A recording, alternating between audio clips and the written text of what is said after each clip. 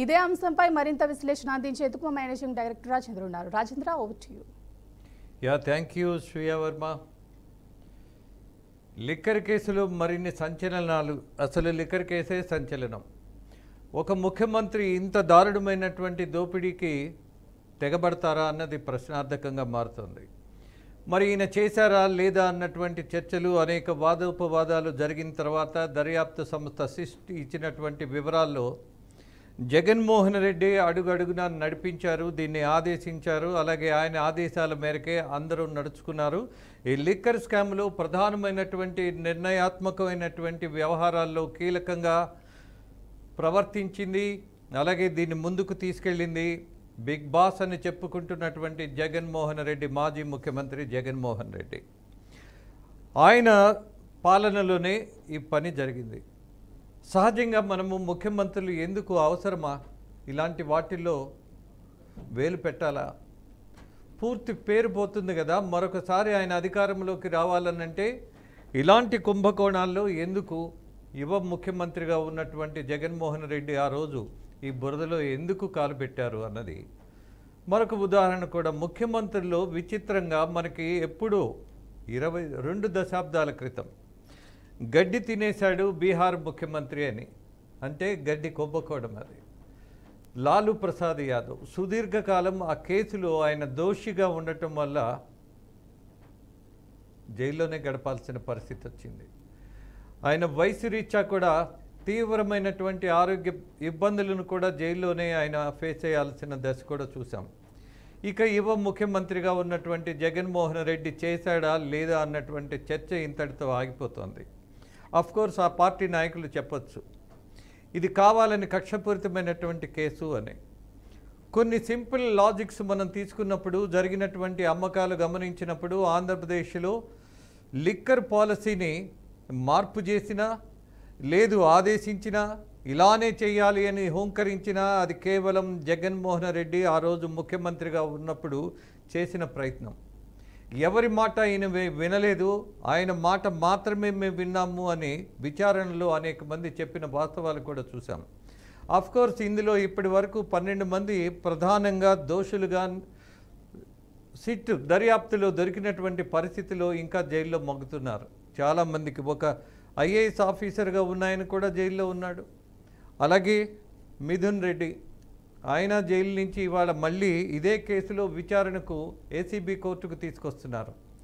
ఇక చెవిరెడ్డి భాస్కర్ రెడ్డి, అతను మాజీ ఎమ్మెల్యే. అసలు చెవిరెడ్డి భాస్కర్ రెడ్డి ఈ లిక్కర్ స్కామ్కు సంబంధించిన వచ్చిన అక్రమ సంపాదనను ఎన్నికల్లో ఉపయోగించారు అన్నటువంటి సాక్ష్యాధారాలు ముందుకొచ్చాయి. మరొక విషయం, ఇవాళ రెండో ఛార్జ్ షీట్ వేసిన తర్వాత అందులో ఏమున్నది అని ఊహాగానాలతోటి విపరీతమైనటువంటి కొన్ని వ్యాఖ్యలు నడిచాయి. బట్ తెలియకుండా మాట్లాడకూడదు అని మనం కూడా కొంత సంయమనం పాటించాం. అలాగే వచ్చిన సమాచారాన్ని యథాతథంగా మేము ముందుంచుతున్నాం. ఇవాళ దోషి ఎవరు అని సిట్ దర్యాప్తులో తేలినటువంటి విషయాన్ని మాత్రమే చెప్తున్నాం. మనం ఎవరి మీద ఆపాదించబోటలా, ఎవరిని కాని వాటిల్ని మనము మాట్లాడట్లా. సిట్ దర్యాప్తులో తేలినటువంటి పచ్చి నిజాలు ఏమిటి అని అంటే, ఆ రోజు ముఖ్యమంత్రిగా ఉన్నటువంటి జగన్మోహన్ రెడ్డి తీసుకున్నటువంటి నిర్ణయాలకు, అలాగే ఆ రోజు ఆయన పక్కనే ఉండి నడిపించినటువంటి అజయ్ రెడ్డి, ఎస్, ఈయన ఏమాత్రం సంబంధం లేనటువంటి అధికారులను కొంతమంది వాళ్ళకి నమ్మకస్తులుగా ఉన్నారు కాబట్టి, ఏది చెప్పినా చేస్తారు కాబట్టి, అది స్కామ్ అయినా సరే ముందుకు దూకుతారు కాబట్టి, వాసుదేవరెడ్డి అండ్ సత్యప్రసాద్ అన్నటువంటి 2 అధికారులను తీసుకొచ్చి ఆంధ్రప్రదేశ్లో డెప్యుటేషన్ మీద తీసుకొచ్చారు.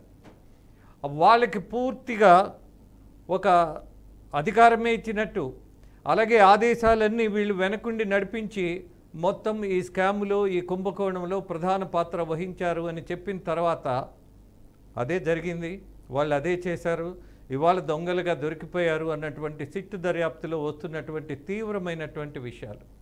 ఇక్కడ ఒక విషయాన్ని మనము సామాజికంగా కూడా ఆలోచిద్దాం.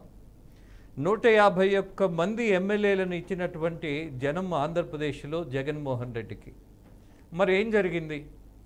ఎందుకు ఇంత తీవ్రమైనటువంటి కేసుల్లో ముఖ్యమంత్రి స్థాయిలో ఉన్నాయన ఎందుకు ఇరుక్కుపోయారు? అసలు ఏమీ చేయకుండానే ఆయన మీద సాక్ష్యాధారాలు లేకుండా ఇన్ని రోజులు తీవ్రమైనటువంటి ఒక విచారణ జరిగింది, ఒక పరిశోధన జరిగింది. మరి ఎందుకు ఇలా ఇరుక్కోవడం? ప్రాథమికమైనటువంటి విషయాలు ఎందుకు అనుమానం వస్తుంది జనాలకు కూడా అనంటే, ఎప్పుడైతే ప్రభుత్వ షాపుల్లో, గవర్నమెంట్ లిక్కర్ షాపుల్లో సేల్స్ ప్రారంభించారో ఆ సేల్స్ ఎప్పుడు డిజిటల్ క్యాష్ అంగీకరించాల, కేవలం క్యాష్ అండ్ క్యారీ అన్నారు, డబ్బు ఇచ్చి తీసుకెళ్ళమన్నారు, డబ్బు లేకపోతే అమ్మమన్నారు, సారీ అని చెప్పారు. కానీ నా దగ్గర డెబిట్ కార్డు ఉంది మహాశయ అని అంటే వీఆర్ సారీ, క్రెడిట్ కార్డు ఉంది, not at all accepted, only cash. ఎందుకలా? భారతదేశం మొత్తం డిజిటల్ క్యాష్ను ప్రోత్సహిస్తున్నటువంటి సందర్భంలో ఆంధ్రప్రదేశ్లో మాత్రమే, దట్టు లిక్కర్ షాపుల్లో మాత్రమే డిజిటల్ క్యాష్ నో అనడం అన్న ఉద్దేశం ఏంటి? అంటే మీకేదో ఒక కారణం ఉన్నది, ఒక హిడెన్ ఎజెండా ఉన్నది. So there is no doubt about that. అనుమానం మీరే తీసుకొచ్చారు. ఇక డిస్టిలరీస్ జోలికి వెళ్దాం. ఎవరెవరి పేర్లతో ఉన్నటువంటి వాళ్ళను ఎవరెవరు ఆధిపత్యంతో తీసుకున్నారు, అలాగే షేరింగ్లో తీసుకున్నారు, అలాగే ఒప్పించా బెదిరించా తర్వాత సంగతి. బట్ తీసుకొచ్చినటువంటి బ్రాండ్స్ ఏంటి? Local brands. వాటిల్లో తీవ్రమైనటువంటి విష రసాయన పదార్థాలు ఉన్నాయని రిపోర్ట్స్ వచ్చినాయి. ఇవాళ ఆంధ్రప్రదేశ్లో ఒక హెల్త్కు సంబంధించినటువంటి వివరణ తీసుకుంటే 30 లక్షల మందికి పైగా కిడ్నీస్ తోటి, అలాగే అనేకమైనటువంటి తీవ్ర అనారోగ్యంతో. ఎందుకని?